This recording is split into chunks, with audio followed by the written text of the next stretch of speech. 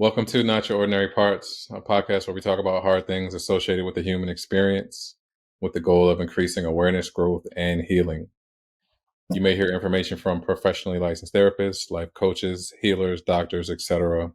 This information is not medical advice or therapy and is not meant to replace actual therapy or instructions given by a doctor or personal therapist. I'm your host, Jalon Johnson. My guest today is Lindsay Lewis. Lindsay is a life coach and certified emotional freedom techniques, also known as tapping, practitioner, who's been successfully coaching clients and helping them to equip themselves with self-discovery, acceptance, and self-growth. Lindsay believes that life throws many surprises at us, and while we cannot predict the outcome of any situation, we can take control of how we respond to certain situations, and emotional freedom techniques is a tool to help identify false beliefs and break free from the hold they have on you. So, Lindsay, welcome to the show. Thank you so much for being my guest. Thank you. I gave a brief introduction, but so that the audience can get to know you better, can you give us a little bit of background about yourself? Yep. I really the way I ended up here is not ordinary. I was lost kind of in a anxiety cycle, I would call it. Pretty anxious, wound up. I knew, I knew a lot of things, like I knew God, right? But I still was anxious, and it didn't seem like anything within my reach was really solving that problem.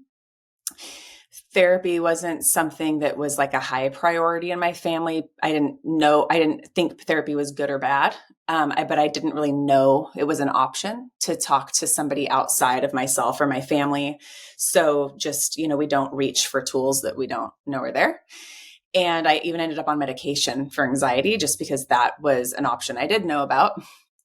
And I felt worse. So when a friend of mine introduced me to tapping, I at first was just letting her practice her new weird kick that she was on. And she knew that I had really struggled for decades. I mean, I love people. I love being social. But if I went to a social gathering, like a wedding or a birthday party, I was crippled with anxiety. It just didn't make any sense to me as like the person that I am. But that's how I felt. And I would oftentimes miss out on events because of it. And so when she said, let's just try this thing, I had never heard of tapping, and it's would be kind of like more on the like holistic whole body, Eastern medicine end of things, like acupuncture, a lot of things also that depending on our culture, we might not have access to or really know about. And so I just did what she said because I trusted her, and she had me tapping on my face. And I thought that was just totally weird, and almost discredited it immediately because it looked so silly and it didn't make sense to me why we were doing this. And what was really weird about it, the weirdest thing was I actually didn't realize how long I had those, like the anxiety trembles. This, if you've ever been anxious even once, like that. And my body calmed down and I felt calm. And that's when I realized how wound up I really was on a regular basis. And it was like that anxiety fell off of me onto the floor. And I was suddenly asking her 1,000 questions because it probably took us 4 minutes for my body to neutralize. So that was shocking. I knew that there was something to it. And so I asked a lot of questions and decided that it was a little bit unfair that like God didn't answer my prayer to cure my anxiety, that this medication that doctors promise works didn't cure it, but the tapping on my face seemed to do something. And it wasn't just in that moment I was with her, but as I walked away from tapping with her, it really held. And life changed for me. So that's when I knew that there was a tool that people needed that people didn't know about. And I just didn't like my job anyway. And so I just kind of bailed, went and tried to learn everything I could about tapping, why we don't hear about it, why we don't know about it, why it's not something that is being taught in schools for children, and ended up really discovering that the science behind it is what makes it work. And the tapping is just how we access different pressure points, which is the same points that an acupuncturist is going to use with needles, only we don't need the needles. So I chased down certification like I needed to go save every single person in the world with this tool. And I thought I would be kind of like it still was kind of weird. So I was like, well, I don't really want people but if people are willing to tap with me, then, I'll tap with them. And people were hungry. People were healing. We had anxiety, trauma, abuse. So many girls who had tried therapy and tried stuffing, tried doing nothing about it, tried getting over it, tried medicating, self-medicating. And finally, for some reason, they felt like that issue was gone and resolved in a way that they never thought was possible. And so, how people do is they tell their friends. So I didn't think that I would ever be full-time or more, but if I'm not careful, I could work 80 hours a week with people who are ready to really handle the stuff that they know is there to handle, or handle the stuff that they don't know is there to handle, because part of the magic of tapping is it will sort out those things that we haven't been able to identify in ourselves. So I'm a mom, I'm a wife, and I've got teenagers now, which is officially one of the hardest things I've ever had to do in my entire life, is raise teenagers. And I can honestly say that continuing the use of tapping in my life is part of the reason why I got through it sane. You can get through a lot of things, but I was able to really pay attention to my kids, really handle the hard stuff, and really not spiral. So it's a game changer. And now I just want it in every single person's hands who will receive it. Thank you for that. That was awesome. Also, something you just said, you want it in every single person's hands who will receive it, right? And I think that for a lot of people, they can hear what you say about what it does and feel good about it. But then it might seem a little weird to start tapping on your face, and people may think that it's a little weird or woo woo. Like how do you combat that, and how do you really allow people to see what it does and how it can get someone unstuck? So what's interesting is that with this, we're really approaching the right here and the right now and how we feel. I think there's a negative association with therapy, which I used to disagree with the negative association with therapy. I always thought like therapy is good. Therapy is helpful. If you haven't been raised by perfect parents in a perfect world, you probably could benefit from a licensed therapist who can offer you solutions you don't have. As time's gone on, and as I dig into a more whole body approach, I have a different take on therapy. I think that finding outside support, like a life coach, really good, solid tools like this and like you provide, but talk therapy in and of itself can actually rewire trauma while we talk about it. And it's not to diss any talk therapists who might be listening or the practice itself. I think that it's very powerful in the right hands. But because of the way that our subconscious works, it doesn't know sometimes if we're talking about a problem or if we're actually reliving that problem. So just by the act of talking about things sometimes actually amps us up and can send the wrong signal to our brain. What we think we're doing by talking about it is sorting it out, trying to find a solution. But our subconscious wants to keep us safe from the problem, and just talking about it sends a signal that we're not safe. So with modalities like tapping, we're grabbing right here, right now. We think of this like go to therapy, have to talk about your whole life story, because traditionally that's what it is. And that's fine. And it helps a lot of people. With this, when I sit with someone, I don't care what their past is right away. I want to know right here, how are you feeling? So let's just think about right here, right now, in that question. If someone's listening and they're like, I don't know, but like I'm listening and it sounds cool, but how would I really get the benefit? The cool thing is it starts working right away.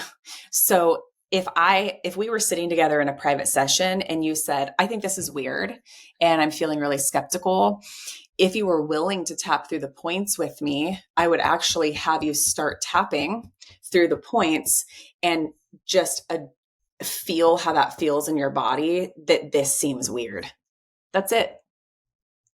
Right? So does it still seem weird to you? And you'd be like, sure does. Okay. So that's how quick it is to apply. But what's actually happening when we're doing it is what's making all the changes. So that's how quick it is to apply. And I say that because you don't need to call a therapist, schedule with a therapist, find the right one. Just start tapping, or whatever approach feels best for you around tapping, which I'll give you some different approaches, because any feeling that is one of stress, so doubt, anger, anxiety, that thing seems weird and I'm resisting it, those are all stress related. Tapping's whole entire job is to grab your stress hormone while you're tapping and to calm it. And that's what we're doing. You're physically, with the tapping, grabbing the stress hormone, calming it, letting the blood come back into your brain instead of wanting to like ignore it, avoid it, discredit it, reject it. And now your actual stress hormone in your body is down and your blood is in your actual brain. Very few people ever, people who haven't tried something like this have never thought about stress with the blood in their brain. So what if you could have a problem, something stressing you out, and actually have your brain to think clearly around it? And that's what it helps to do, is gives you space and time to actually think clearly around an issue that has never felt clear before, on your own, in your own home, while nobody's looking and has no idea what you're doing. That's cool. It's my favorite part, right? Like, yes, people come to me for private sessions and we get some really deep work done, but this is something you can really play and practice with on your own to feel the benefit of. I was going to say, I think to understand how tapping works, you need to understand like what happens in the body when emotions are left unprocessed and can get stuck. And that can leave us with what's referred to as emotional baggage. So let's start with what healthy emotional processing can look like. Well, how do you process things healthily?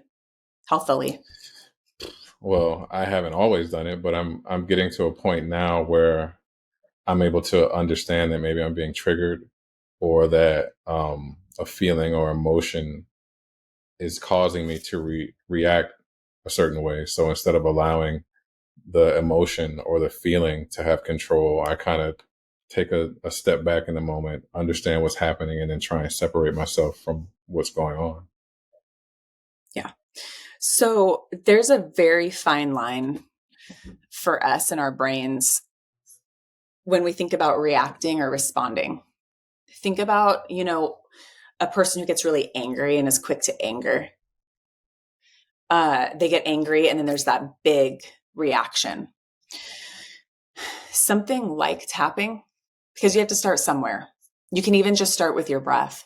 If you notice you're starting to get angry and you can actually catch yourself, take a deep breath, walk away, apply something like tapping, what you're really doing, that's on the front end, right? When you realize this anger might be a problem, I wonder if there's a way to resolve it. Usually, if we've never resolved a big problem like that, we don't think there's a way. But for anybody who's willing to consider that there's a way to not feel that anymore, it's all about creating space between the moment you realize there's a stressor, a trigger, anger, and actually reacting. So what a healthy way to cope, because health people who are regulated, like emotionally regulated in a healthy way, maybe like you and I are, we get angry, right? We get anxious. We have self-doubt. We still deal with human feelings because we're humans. But when they show up, we notice them. And then we use a tool to learn more about them. And the more we learn, the more empowered we are to actually be in control of those feelings instead of let them be in control of us. So when they come up, we can pause. That pause is much easier. We can take that deep breath and we can actually respond maybe in a more gentle way than yelling. So how does tapping facilitate that process, right? Scientifically and in the body.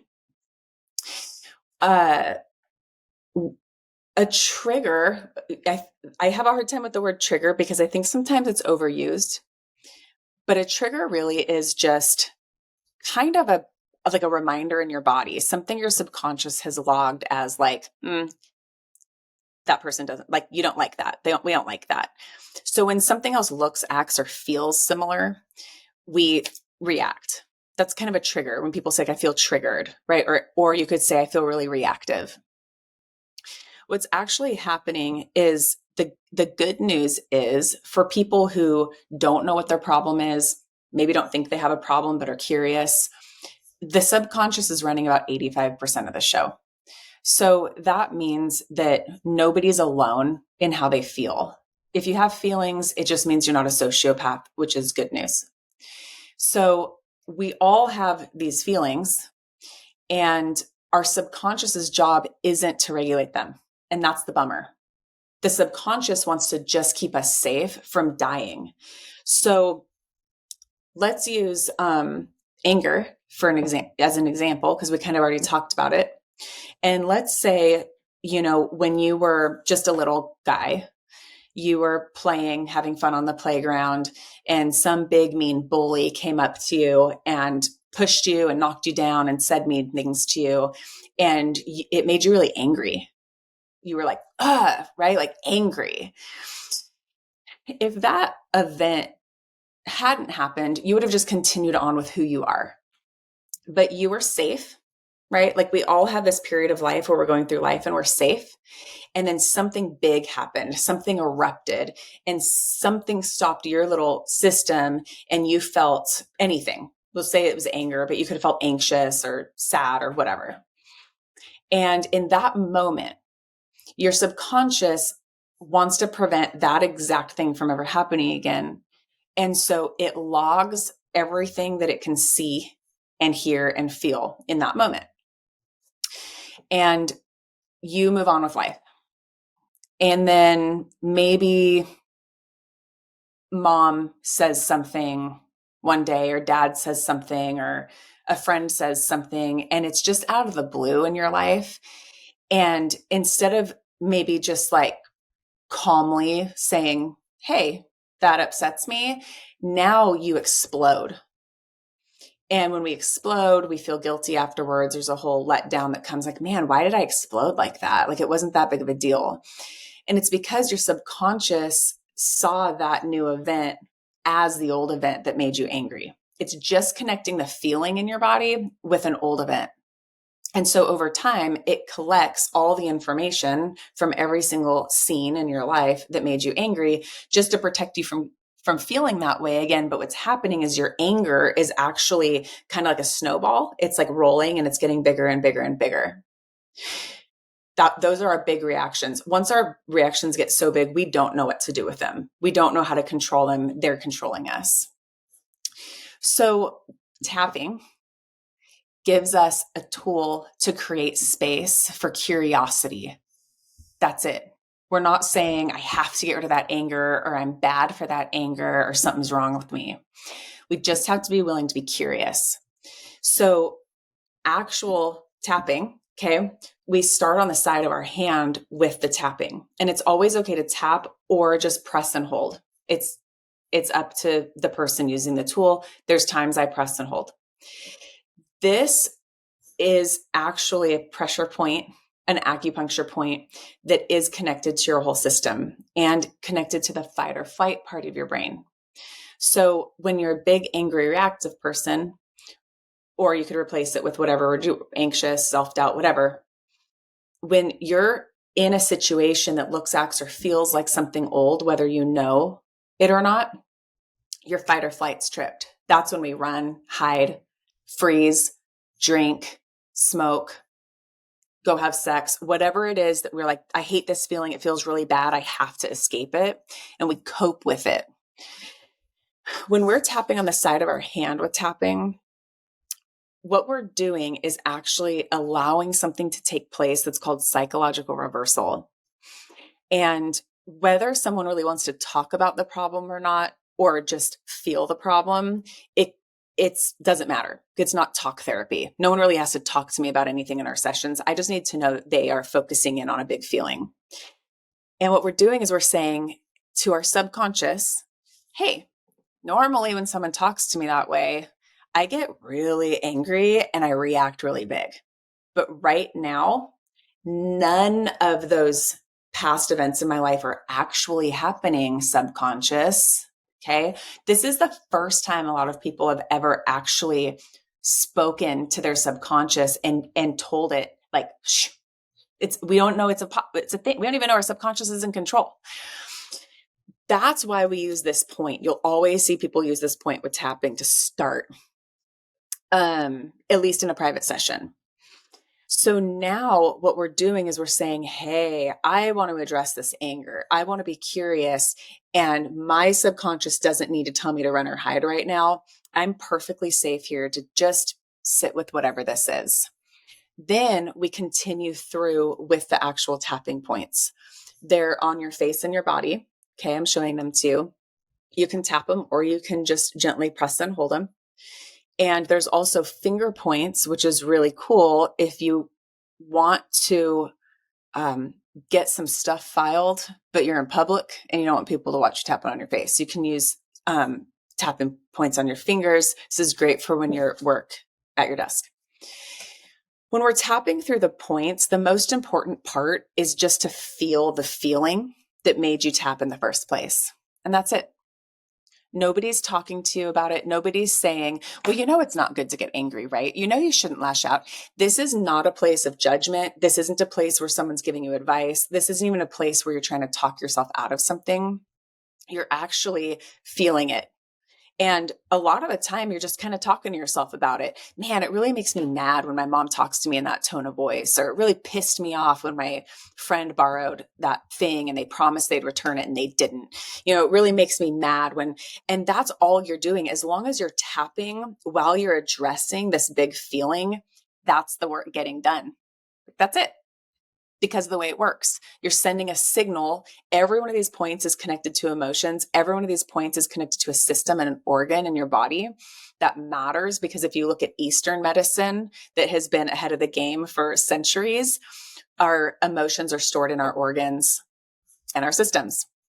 So when we're addressing those negative or uncomfortable emotions, we're sending these signals into our system that it's safe to relax even while thinking about this highly charged, heavy, upsetting thing. Your subconscious relaxes, your fight or flight calms down, your blood pressure lowers, the DHEA in your body goes up. We love DHEA. Oxytocin boosts, serotonin boosts, dopamine boosts. So we have all these good feelings and good things we want that now are actually coming back online. And then the hard and the uncomfortable things are being addressed in a safe way now instead of a way that's triggering. So once you it's different. Every tap, how long you tap is different, but you really can learn a lot about your anger and what it's telling you just while you're doing that. And oftentimes you get to just take a nice deep breath, get up, walk away. You didn't react out of your big anger. And not only that, but all the good feelings are felt because now you felt in control of your anger. You didn't react really big to somebody causing you to feel guilty later. So we're doing this in the moment, but when you get up and you walk away, that's where all the results actually start to fall upon you and you start to notice them. So a big reactive client who is big and reactive every single day, we could sit together one time and I could see her in a week and she didn't big react one time because we sent a signal to her brain. She doesn't need to react that big anymore. All of those old events are taken care of now. Wow. That sounds incredible. Did that answer? It did. It almost sounds too good to be true, which I know it's not, but so another question I wanted to ask before I moved on to that was, how can emotions get stuck in the body in the first place? I think that comes, I know that comes down to that moment where you went from feeling safe, whether it was as a child and then something inflicted a feeling of not safe. So I explain all the science because it matters. Like, we really want to know why this is happening, but the math equation is easy. I felt good and safe and I felt like myself. And then something told me it wasn't safe to be me, or it wasn't safe to be in that spot or in that position. It wasn't safe to do that thing. That, that feeling, like, we can all think of it. The first time you felt really anxious, or the first time you felt really scared, that first time that something felt like shocking, that is it getting stuck. Did you ask how it gets stuck or how to get it unstuck? How can emotions get stuck? Yeah, so that's exactly how it is. Because remember that kid that pushed you down and you got angry, that it got stuck right there. Mm. It got stuck right there because you were so angry, and your body's whole entire job is just to tell you, don't go around that kid anymore. Don't ever go around him and you'll be safe. That's not true. You have to go around that kid every single day for school now, but your body doesn't feel safe around him. So if kids in school were tapping, you'd be able to clear out that anger that day, move on, see the kid, know he's not safe, but walk away. There's a big difference between what we know and what we feel. And a lot of the time we might know what we need to do or might know the right thing, but it doesn't feel like we can do it. And a tool like this does feel too good to be true. And it is too good to be true. And I think that in a world where we have so many pills and so many tips and so many tricks and no shortage of information, if you are stuck emotionally and don't even know why, and you just start gently applying pressure or tapping and breathing, you start to learn things about the hardest thing that any human can do is learn themselves and understand themselves. It really is one of the most powerful things in the world. It's accessible to everybody all the time. And that's how you, in those moments, can go back to old memories that, wow, that made me really angry, or that made me really anxious, or that was really frustrating. And it kind of removes that whole negative, like going to therapy and talking about your problems. Just sit with yourself. Think about a problem that upset you in life. Tap while you think about it. It will move every single time. And you're never going to have to go back to it again. You're never going to feel the same about it again. Is it possible to have a conversation about trapped emotions or bad feelings without considering that they could have stemmed from trauma? Yeah.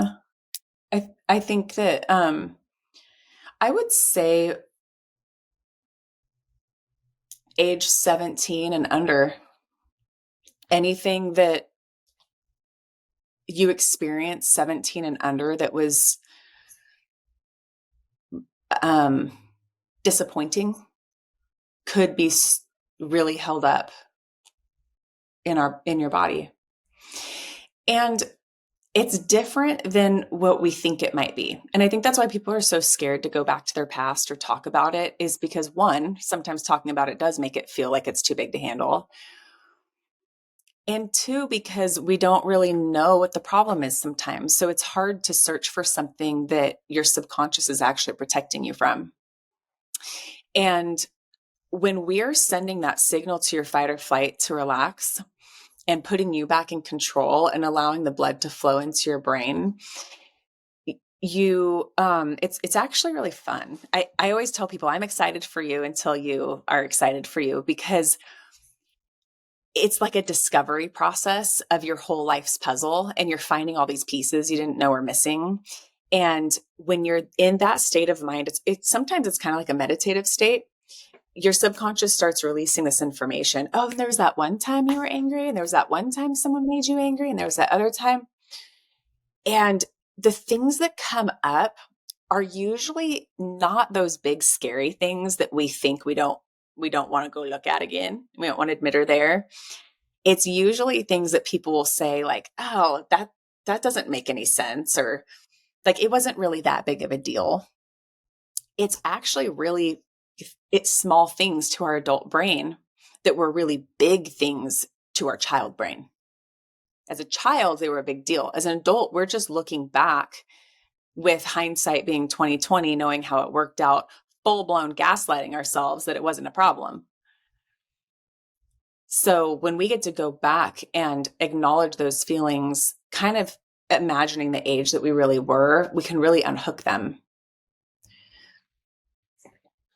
It's funny as you said that, It pulls them. because, yeah, I think that was a great word picture that you gave for dealing with problems that our adult brain sees as nothing, but when we were kids, they were huge. Mm-hmm. So Yeah. if we never went back and addressed that huge problem for little me or little you, it's still going to be stored in our body as a big problem. So Absolutely. finding out a way to get rid of it or process it is important. It is important because it means that something that we're looking at as an adult saying that wasn't a big deal, that little thing we're saying was no big deal, is creating anger issues. It's creating anxiety. It's creating who knows what, because if it seems like it was really small, but it was big to that little person, it just keeps getting bigger. This is what PTSD is. PTSD is a war vet hearing fireworks. And every time they hear fireworks, they're more and more reactive. They don't get better the more fireworks. They know the fireworks are fireworks. They know the fireworks aren't gunshots. They react in their body as if it's gunshots. That's why, like, we're really gaslighting ourselves. Like, don't tell yourself like it's no big deal. Like, there are things that were really big deals. And when these war vets are going back to those gunshots in a safe environment and tapping, they're pulling out of that PTSD. They've been in therapy or whatever for 20 years. They use tapping and they pull up and out of it. A firework never bothers them again. It really is a too good to be true tool for people. It's amazing.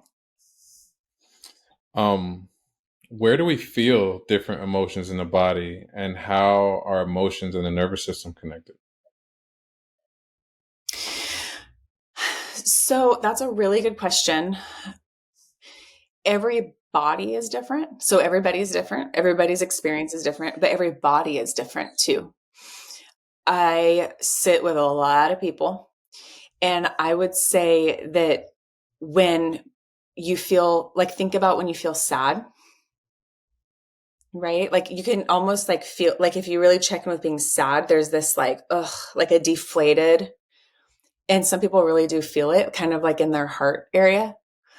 When people feel anxious or like offended by something, you might like feel that like sick to your stomach, pit in your stomach type feeling. I've got clients whose arms and legs will tingle the whole time we're working through something. And once it's resolved, their arms and legs stop tingling. I think that my one of the biggest, most across the board feelings is headaches. And headaches are interesting because we attribute them to like, it's just a headache. Everyone gets headaches. I mean, don't quote me on the percentages because I don't actually log every client I've ever sat with and every headache I've ever worked on. I would say 90% of headaches are actually an emotional conflict. But you're feeling it in your head. And it really is because of the way your nervous system works. And so if we were to look at that headache as being caused by an emotion, how? Like, why? The thing is because our bodies do want to save us. They do want to keep us safe. They do want to protect us. That's why our subconscious keeps locking down on things and hiding them from us. Remember? Mm-hmm. So when you feel conflicted, feelings of conflict are almost always behind a headache. And it has to do with seeing something outside of you that's not going the way that you want it to go. So most people can connect with like COVID season. We were all watching, right? Watching the news or watching social media or watching how people in public were reacting to things. And then it caused an internal conflict for us of, what am I supposed to think about this? Or what am I supposed to do about this? Do I quit my job? Do I keep, right? There was a lot of conflict for people during that time. And whatever that is in there, in your nervous system, think about like when we're thinking that hard, that's a brain problem. We're thinking really hard.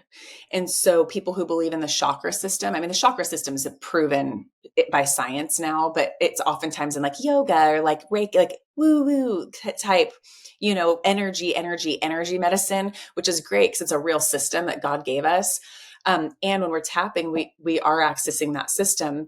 But when you're thinking that hard about conflicts over there and wanting to fix it and conflicts here, that'll give anybody a headache. You're getting so stressed out that you're pulling the blood from your thinking brain that you're using and pushing that blood into your arms and legs so you can run from the problem or hide from the problem or drink through the problem. Why wouldn't that cause a headache? So everybody's different. But those actual feelings are usually like heavy in our chest, right? Like when someone needs to speak up and like use their voice and set a boundary, their throat might feel it because it's like their voice is stuck and it sounds crazy.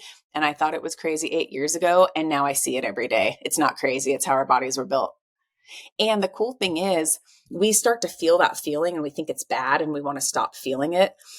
That's your body giving like, here's some information. Every time you have a headache, instead of popping a Motrin, why don't you stop and ask yourself what you're feeling conflicted over? So that's that pause that we practice. Now, if you have a headache and you go, oh, what's my body trying to tell me right now? Am I feeling conflicted? And if you can stop and really think about any conflict you're feeling, guarantee every time you're going to find it. Now you can actually resolve the conflict and your headache's going to go away because your body was just telling you to resolve something. So what anxiety is. Anxiety in its real, true, God-given form is just like a little boost of like adrenaline to help you take action on something you need to take action on. But then anxiety in its worst form is when everything feels out of control and you need to do all the things on your to-do list, like right this second. It's because your body is like, go, go, go, go, go, do it. And you can't do all of it. So for me, once I resolved decades of anxiety, and then I felt anxious again one day, there was that moment where I was like, oh, I'm not supposed to feel anxious. I'm an anxiety specialist. I already resolved this. There's no reason I should feel anxious anymore. But I stopped, I thought about it, and I realized it was actually real anxiety that was reminding me that there was a bill I hadn't paid that was really important. But I had to sit and listen to the anxiety and ask, like, what are you trying to tell me right now? Instead of turning on myself and thinking something's wrong with you. Why are you anxious? Why does my body feel this way? And that's actually one of the miracles in tapping, is that it brings us back to ourself. And I know that sounds really cliche, but nobody can do the work for us like we can. Someone can facilitate a process for us. Nobody can get to know us for us. But to start listening to your body and instead of getting mad at what it's feeling and really ask, like, what are you trying to tell me? You get to know what it's been trying to tell you this whole time. And now you and your mind and your body are actually reconnecting. That, all of that right there, you're going to naturally be an emotionally regulated person because you just got to know yourself. And your fight or flight's not in control anymore because you already told it, like, you don't need to do that anymore. And you resolved it. Okay, so we've talked about tapping a lot, and I think the science and how it works, you've given a great explanation of how and why. So now I wanted to give you an opportunity to display a tapping session. So can you demonstrate, like, if someone wanted to get unstuck, what would be a typical tap and where? All right. So a typical tap are emotional, like an emotional focus. Hmm. Is that what you're asking? So, Yes. well, anxiety is like my go-to because that's really where I had my breakthrough. And if I was leading somebody through tapping, it would look a little bit different. Okay. And if I was trying to help you feel confident in addressing your anxiety with tapping, it would be different for you to do it at home on your own. And so that's how I'm going to tap you through it. Okay. Okay? Because it's going to be more accessible. So I would want you to notice, I always say, like, even just close your eyes and really feel like, that anxiety. Anxiety pops up in your day, and you think to yourself, I could see if that weird tapping thing works for this, or I could just let it get worse. And so you think, like, I'm just going to see if this weird tapping thing will help. And you just feel it. And for everyone, it's different, but anxiety does have a tendency to kind of catch itself like in the chest or in the stomach or in the hands. Can you access any anxiety right now, just talking about it? I don't really Even feel any. thinking about your day ahead? Make something up. Make something up that you Okay. could feel anxious about later. Okay. Mhm. I get anxious every time I go to record, every single time, because, Okay, so before this. right, I say to myself, I want this to be perfect. I want somebody to be able to listen to this and benefit from it, or watch this and, feel like they didn't waste a half an hour or an hour of their time, and that it was something that they were really able to take something away from. And that is something that I struggle with, because I want my offering to the world to be of value. Yeah.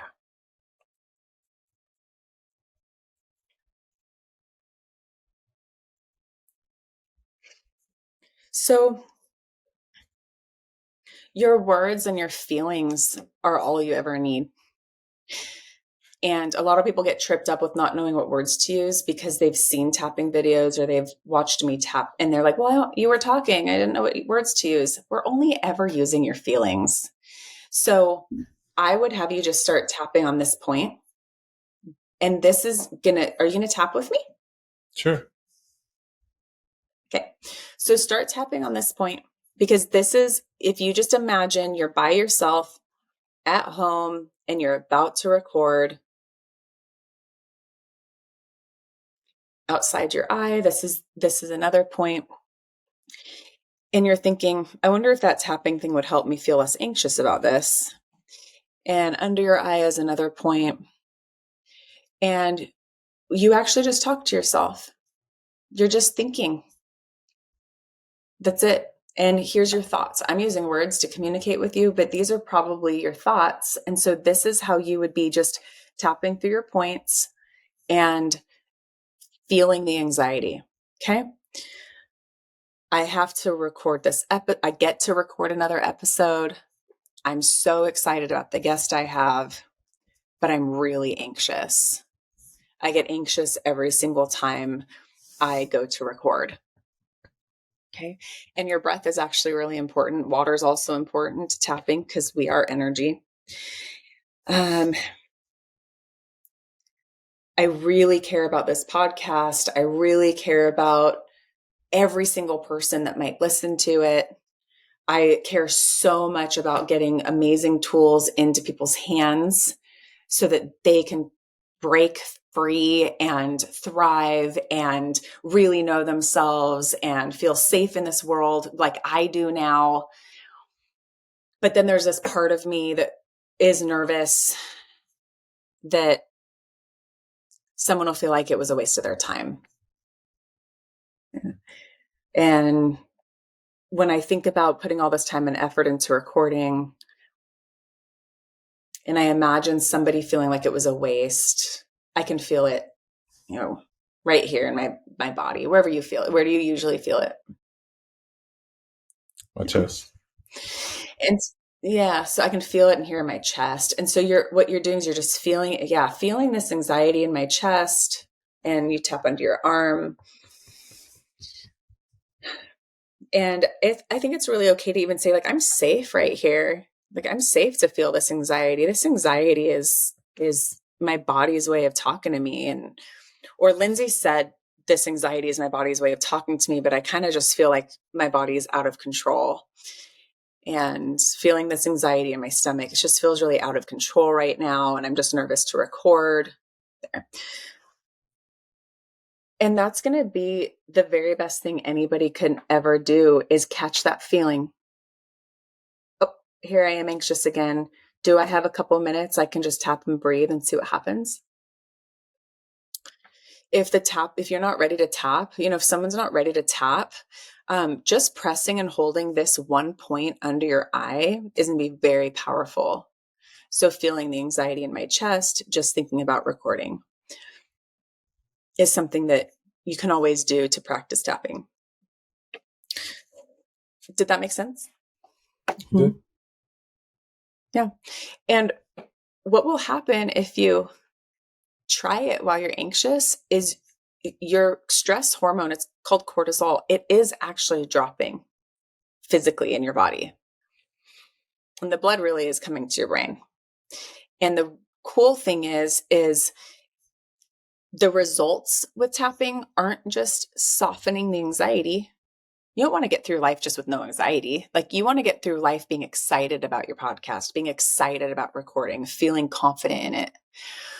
So if you were to tell a friend, I get anxious every single time I go to record, what's a friend say? They're like, oh, don't be anxious. Don't be anxious. It's great, right? Think about all the advice we get from people. Remember, that's what we know. It's great. It'll be fine, but you feel anxious. If you really stick with that just for a couple minutes, you don't have to tell yourself it's fine. It's going to be great. Everybody's going to we're not gaslighting ourselves. We're really what is this? After you get that cortisol down and that blood in your brain, you'll have a light bulb moment. And that's what you get excited about. I say, get excited, because if you stick to this, you're going to start having these light bulb moments and these realizations. And that's when all the positive things that someone might tell you, or all those positive affirmations you're gripping tight to, but they don't feel very good. You're like, you know what? This is just what I want to do for people. And if only one person listens for the length of that episode, then that person's life might be changed. And it matters to me to do this, whether one life is changed or 1,200 lives are changed. And that's the truth. So now I'm feeling less anxious, and I'm feeling more reminded of who I am and why I'm doing this. And I'm going to record this episode like it's for one person, because that one person matters. So there's really cool stuff that comes up and pushes that anxiety out. That's true. And makes you feel more empowered. It's the cliches are kind of crazy, but you kind of walk away feeling like, why was I feeling so anxious? This is right where I'm supposed to be. It's just a gift to yourself to actually stand in all the BS advice people usually give us. It's true, but we can't grab it. Hmm. So what would you do for, let's say, for instance, you mentioned that you had a bill that you realized was making you anxious. How would you tap yourself out of that anxiety once you realized what it was? Well, so actually I paid the bill and I wasn't anxious anymore. Right. Oh. So you don't, the trick is sit in it, figure out what's going on, take action properly. Mm. So, but let's say you get anxious, or what is it? Our focus? Anxious? Did we just do anxious? Yeah.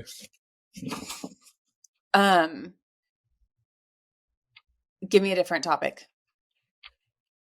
Okay, let's do. Because we just did anxiety, right?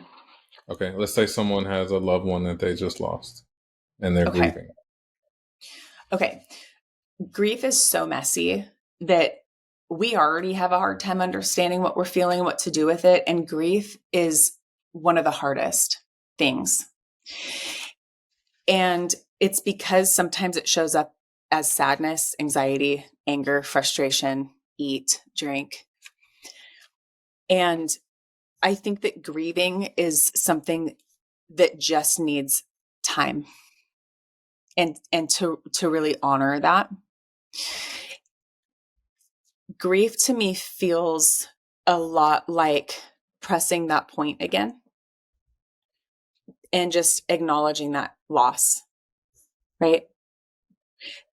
Think about how fast-paced anxiety, I'm anxious or I'm angry, but think about grief and like sadness to me is like a heaviness. I think if I was grieving, I would actually use that, like just like really like pressing those points. You know, you can tap or press and think about the person you lost. That's it. Don't overthink it. Miss the hell out of them. Because that's the problem, is that there's somebody you love and they were in front of you and they're not in front of you anymore. And to really sit and just remember, because now it's less like that anxiety was like an inward rushing of yourself, something you need to do. And this is another person is very involved, and there's a person that you're thinking of, and there's a person you're missing. So I would really, think of them, remember them, and feel it in your body. And it might feel really heavy, but that heaviness is kind of like honoring them. Because what kind of person would you be if you didn't feel a heaviness at the loss of someone you love? What kind of person would you be if you acted like it was no big deal? And it's no big deal. It's fine. People die, whatever. No, I think that the greatest thing we can do when there's someone we love who we've lost is honor them. And by taking that time to really grieve that loss for ourselves and that loss of them, we're loving ourselves in a way that nobody else can, and honoring that person. So in that case, with something so big and heavy, nice clean breaths, tapping, pressing and holding those points, and really giving yourself permission to feel whatever comes up. The only way for this to backfire is if you're feeling something pretty big and pretty heavy and you decide to just walk away. Why leave it at the heaviest point? Like that's your breakthrough. If you really just sit with yourself and feel it and breathe, it's going to move. And you're going to be lighter today because of it. You're going to be lighter tomorrow because of it. And here's some encouragement to use this on grief. We're like sponges. So we soak up fear, anxiety, worry, like all these things. When we're tapping, it's like we're wringing that sponge out of all that stuff. And now there's room for all of the things that we really want. So you want to feel excited about your podcast, but you feel anxious when you tap. You're wringing out the anxiety. Your sponge can now be dipped in the excitement. And now there's room in your sponge for that excitement to fill up the sponge, right? With grief is a lot of anger, sadness, frustration, kind of heavy feelings. If you can move through grief and empty out that sponge, now there's room in your sponge or in your person for memories, really sweet memories of you with that person, which is the whole reason you're grieving them anyway, right? But I would rather not feel sad and angry and bitter forever. I would rather actually when I think of them, I'd rather think of the positive and the good times and the things that made me love them and miss them. And that's what tapping helps to facilitate. Again, is the cliche. where you're grieving and somebody else might say, just try to focus on all of the special times you had with them. We don't need advice like that. There's no room for it in a full sponge. But if you can empty that sponge out of that grief by honoring the sadness and the sorrow, the cool thing is people have so many memories of that person that they didn't have before because there's room for them to show up now. There's always something exciting, no matter how heavy the feeling is. I would have never thought about that sponge analogy, but it makes sense that as you move through the heaviness and allow it to process, you do make room for other things. So that was amazing advice. And I think it's because we all want to feel good. Hmm. Ask anybody. You want to feel good. You want to be successful. You want to be happy. You want to be motivated. I don't know. You want to work out. Like the things that we want as humans are generally pretty great. But what's stopping you from those things? Everything's stopping you. Those are things to tap on. Those are things to feel and acknowledge. Those are things to get curious about. And get that emptied, get that all out of there. And now all of the stuff you really wanted that's really good and cool and fun has a place to land. Now it's accessible and you can do it. So it's like a hack. It doesn't mean anything's wrong with like, oh, you're grieving or you're anxious and like, nothing's wrong with you. That means you're not a sociopath and you're just suffering from the human experience. That's it. Like nobody's so special that their feelings are any different than anybody. Anxiety in your body's the same as mine. Anger in your body's the same as mine. So we can either ignore it and act like we don't have feelings, which really isn't that cool. Or we can say, I'm going to get curious about whatever this is, try this weird tapping thing, wring out some of that sponge and see if there might be something on the other side that's exactly what I've been looking for. So let me ask you this. If you could use your platform to encourage someone who may be struggling with feeling stuck or is just learning about tapping and wants to be more curious about it, what would you say to them? I would say to them, try it. Like be intentional. Be intentional to apply it in your life, like you make time to eat or you make time to work out or you make time for your hobbies. Just set some time aside, like 25 minutes, and practice it on things that feel small at first. Like for you, you're like, every time I go to record, I feel anxious. Just practice it on something small that is something that you would really know if it changed. Every time I think about doing laundry, I get like, ugh. Okay, so then just next time before you do laundry, sit, think about doing laundry and how much you hate it and tap until something moves. See if doing laundry feels lighter next time. Just really sit and feel the feeling and tap and talk to yourself in your head about everything. Just all the things you would never say to another person either. That's the fun part, is you get to like really complain and really vent and really be a brat, but you're going to feel better afterwards and you're going to have a solution afterwards.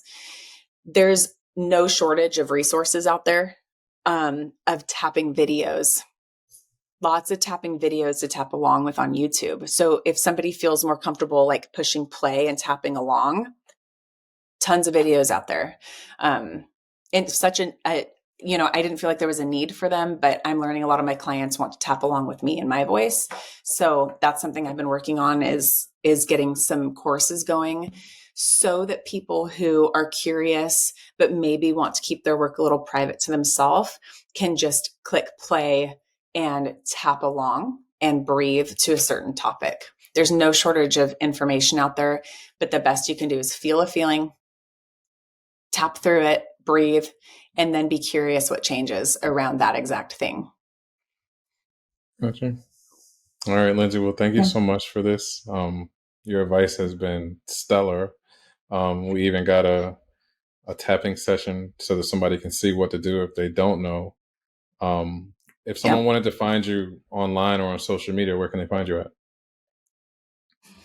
I think the Instagram's where I'm most present right now, tapping_unstuck. And do you have a place to add some information? Because you could always add my email address or something Yeah, too. of course. I can, Yeah. for I sure. just want every single person to know to know that they there's so much of us that gets buried in those younger years and our those adolescent years where we make stupid mistakes and hurt ourselves, and then we kind of like spiral. Every single one of those things can guide us and teach us if we really let it. And this is a catalyst. When you don't know what to do and you don't know who to talk to and you don't know who to ask and you don't know what advice to take, come back to yourself, sit with yourself, stay curious, and you're going to really find some cool answers and some really neat breakthrough. And I always encourage, for the bigger, heavier stuff, hire a practitioner like myself. We're not licensed therapists. We are tapping practitioners. We're, generally not offering advice, telling anyone what to do.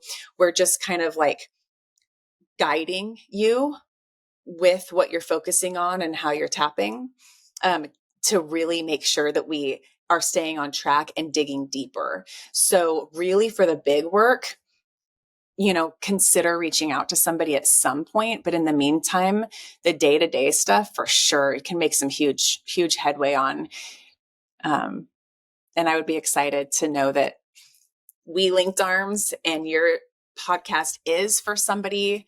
And if one person just starts feeling their feeling while they tap and breathing in their bedroom in private, it's going to set them apart and just break them free from things that they didn't even know were holding them back. And we're not supposed to know. It's our subconscious's job to keep us kind of hidden from ourselves, but we can be refound. That's it. Yeah. Okay. Well, I want to say thank you for your time. Thank you for agreeing to do this with me. Thank you for providing tools. I know we were going back and forth for a bit, but we got it. So I'm glad we were able to. You did a great job at facilitating this process, and I'm so grateful that you did it. Yeah. All right. Thank you for doing what you do to get powerful tools into people's hands, because we don't know what we don't know. And I think that there's a tool for everyone. I agree. All right. Well, again, thank you for your time. Thank you for what you do, how you do it, and for who you are. Thank you.